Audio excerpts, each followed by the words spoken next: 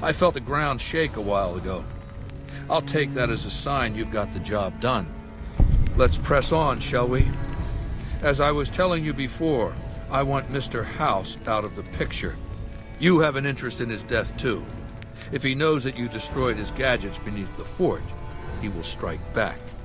You know where to find him. How he dies, I leave up to you.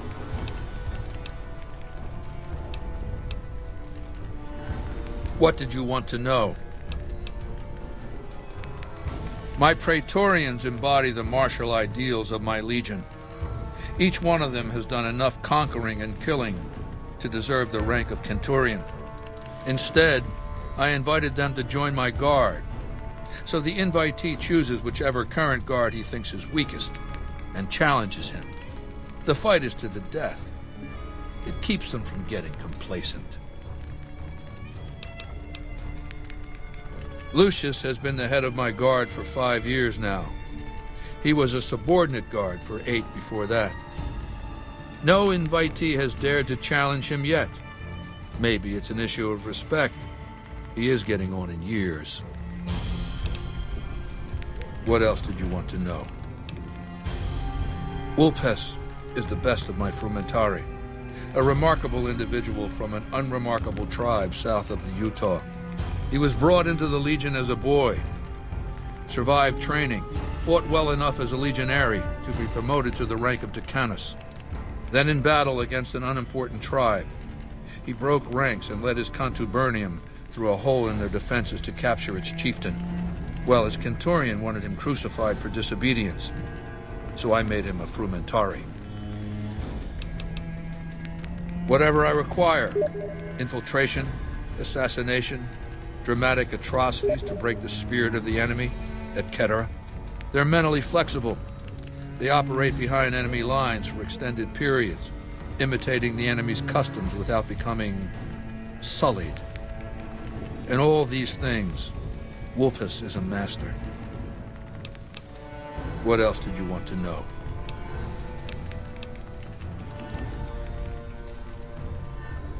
Linnaeus is the greatest of my battlefield commanders. Some might call him a great man, but I'm not sure he qualifies. Once, he was the greatest warrior of the Hydebarks, a tribe of the Arizona. Maniacal in battle. Sometimes he'd ambush Legion patrols by himself. When after several months we found and surrounded the Hydebarks camp, their chieftain raised a banner of surrender. The warrior, who was not yet Linnaeus, went insane with rage. He struck down his chieftain and attacked his own tribe. He killed 15 before they brought him down. He didn't die, obviously. I had him tended to. He was maimed, most of his face torn off. It was days before he regained consciousness. When he did, I went to his bedside and showed him the helmet I'd had forged to cover his face.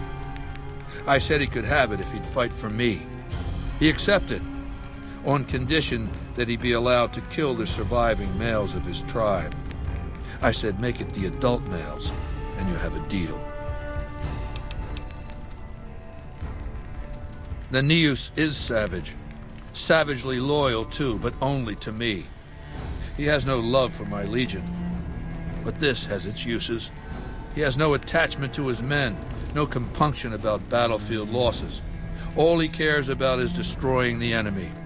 When another legatus or a centurion fails to achieve results, I send Linnaeus to make things right. His first step is to beat the failed commander to death in front of his assembled troops. Then he orders the ritual of decimatio.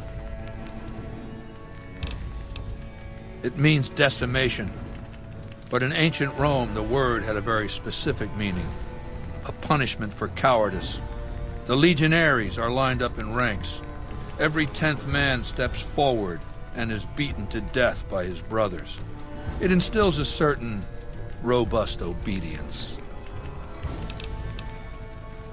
Yes, this time my legionaries will be more frightened of the commander behind them than the enemy before them. There will be no failure this time, no retreat, no years of gathering slaves and resources for another assault. With Linnaeus to drive the Legion forward, the dam will be taken. It will be our bridgehead across the Colorado. It's not going to happen again. That's all I have to say about it.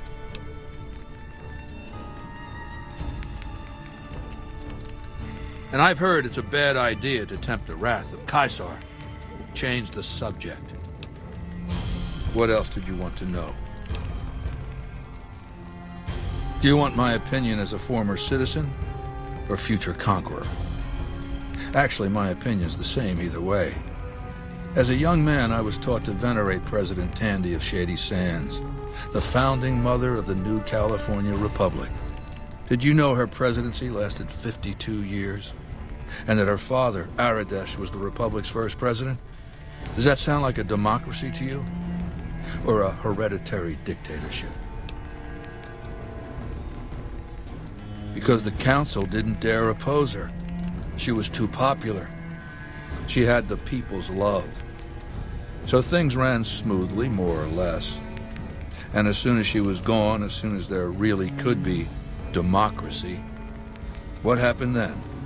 Ever since losing its queen, the NCR has been weaker, more diffuse. Democracy has been its weakness, not its strength.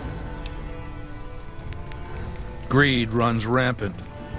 The government is corrupt, accepting bribes from Brahmin barons and landowners to the detriment of citizens.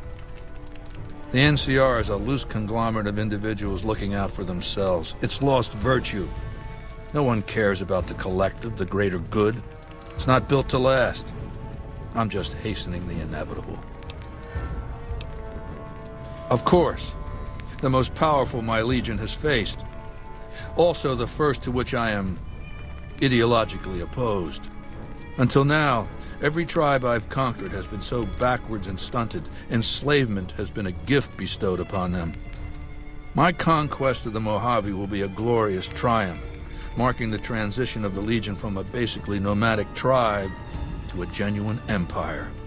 Just as my namesake campaigned in Gaul before he crossed the Rubicon, so have I campaigned and will cross the Colorado.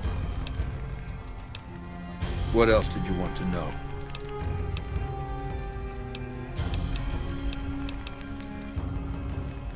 I used Imperial Rome as the model for my legion precisely because it was so foreign, so alien.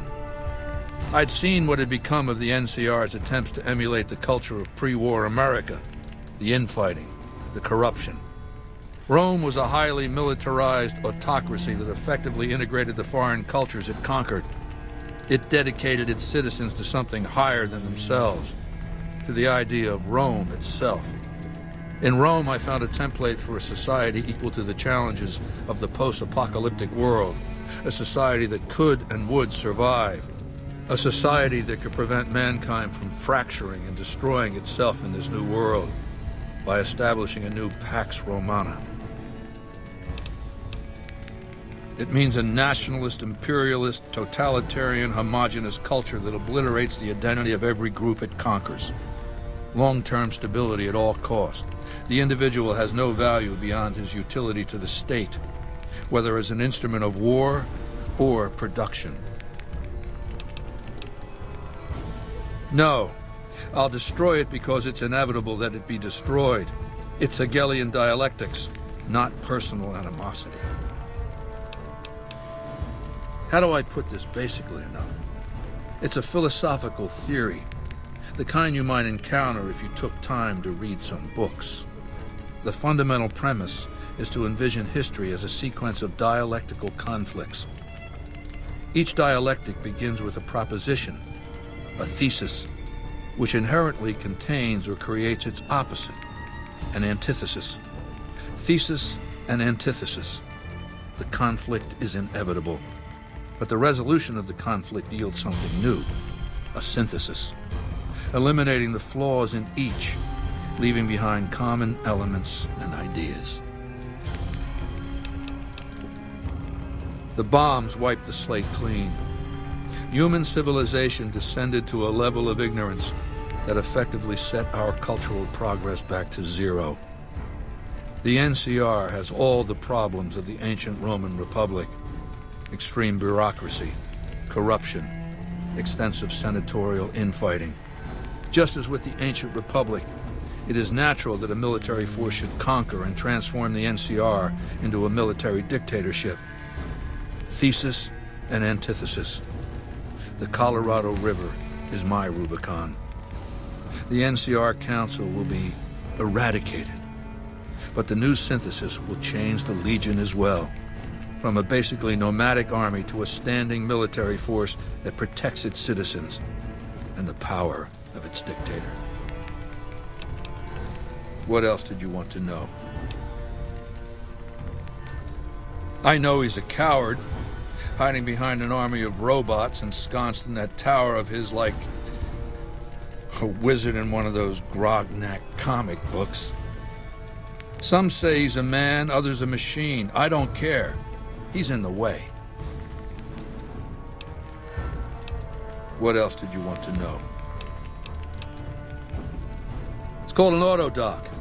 As the name suggests, it's an automated physician, more or less. He can treat broken bones, cuts, punctures, scrapes. Sometimes I bestow its use upon someone I favor.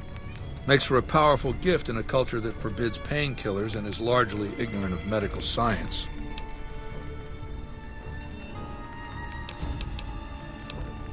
What else did you want to know? Ironically, I was born a profligate myself, a citizen of the NCR. My family lived not far from the Great Boneyard.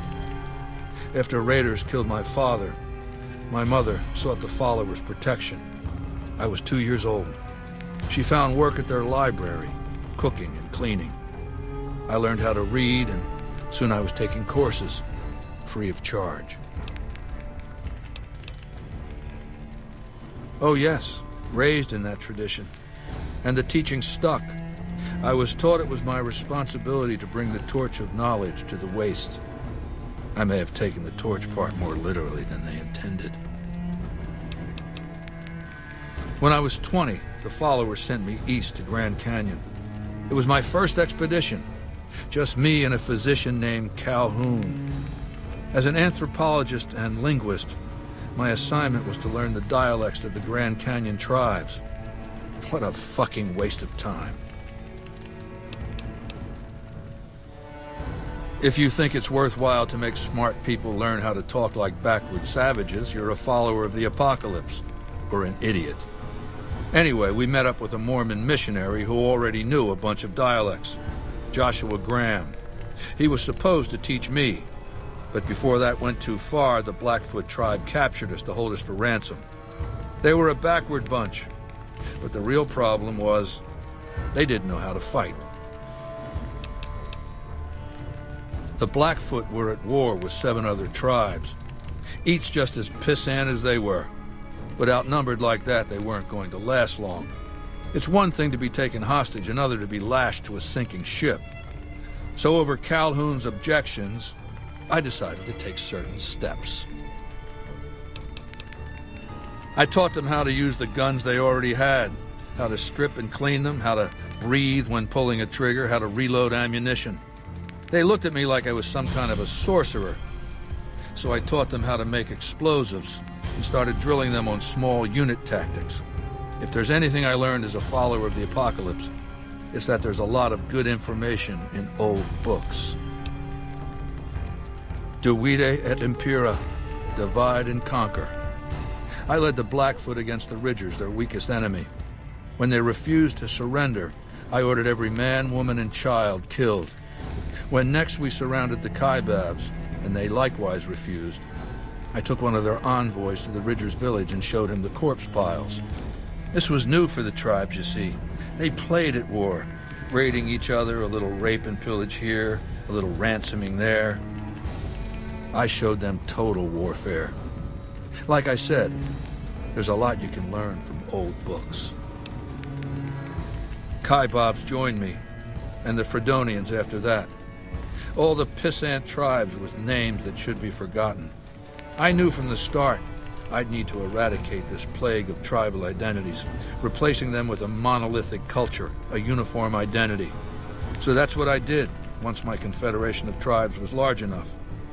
I crowned myself Caesar and created a single great tribe, my legion. I sent Calhoun, the follower captured with me back west, with a message that I should not be interfered with.